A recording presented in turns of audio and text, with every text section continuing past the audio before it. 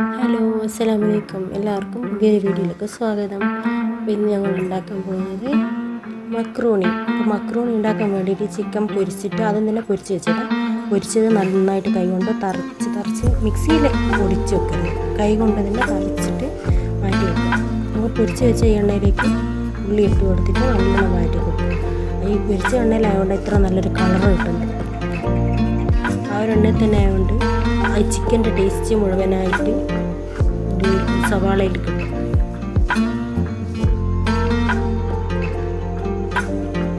കുറച്ചൊന്ന് വാട്ടി കൊടുത്തതിന് ശേഷം നമുക്ക് മൂടി വെക്കാം. ആ എണ്ണയിൽ നന്നായിട്ട് വാടി വന്നിട്ടുണ്ട്. കളർ കണ്ടില്ല, നല്ല ബ്രൗൺ കളറാക്കി. അപ്പോൾ അതിനകത്തേക്ക് ഇഞ്ചി വെളുത്തുള്ളി ചതച്ചത് ഇട്ട് കൊടുക്കുക. പിന്നെ കറിവേപ്പില, മല്ലി, പുതിന അതും കൂടി ഇട്ട് കൊടുക്കുക. എന്നിട്ട് കുറച്ച് സമയം അടച്ച് വെച്ചിട്ട്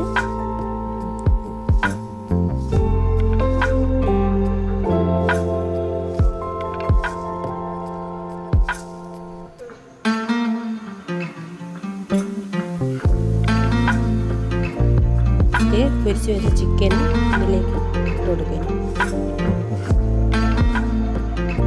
ചിക്കൻ തന്നെ എടുക്കണമെന്നില്ല, ബീഫ് ആവശ്യമുള്ളവർക്ക് ബീഫ് എടുത്തിട്ട് ഇങ്ങനെ ചെയ്യും. നന്നായിട്ട് മിക്സ് ചെയ്ത് കൊടുക്കും. നല്ല രീതിക്ക് മിക്സ് ചെയ്തിട്ടെടുക്കും. നല്ല ഡ്രൈ മസാല, നല്ല ഡ്രൈ ആയിട്ട് കിട്ടണം. അതിലാണ് ഇതിൻ്റെ ടേസ്റ്റ് കുറച്ചുകൂടി കൂട്ടുക.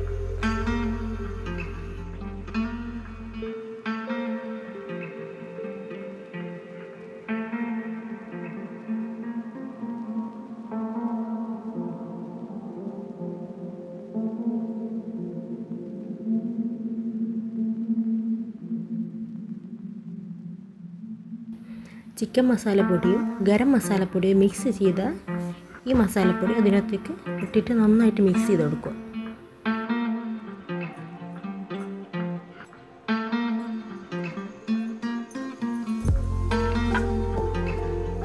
പൊരിച്ച് വെച്ച ചിക്കൻ്റെ തന്നെ മസാലകളെല്ലാം ഇട്ട് കൊടുത്തിട്ട് നല്ലൊരു കളർ കിട്ടി.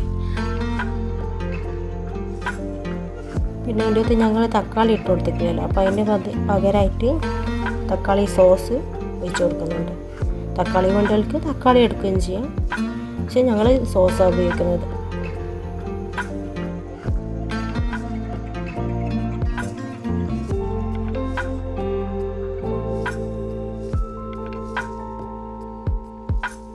അപ്പോൾ നന്നായിട്ട് മിക്സ് ചെയ്തിട്ടുണ്ട്. അപ്പോൾ കുറച്ച് സമയം അടച്ച് വെക്കാം.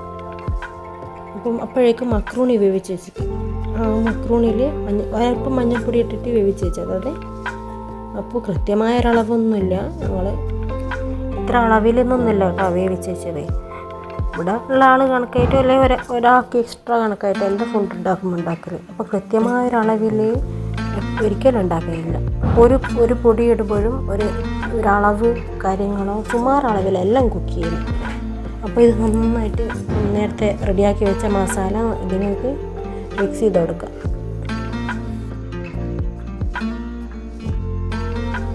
അപ്പോൾ നമ്മളെ മക്രൂണി സെറ്റായി വന്നൊക്കെ. അപ്പോൾ അതിൻ്റെ മേലെ കുറച്ച് പച്ചമുളകും മല്ലിയില, പുതിന ഇല അതൊക്കെ ഒന്ന് സെറ്റ് ചെയ്ത് അടച്ച് വെച്ച്.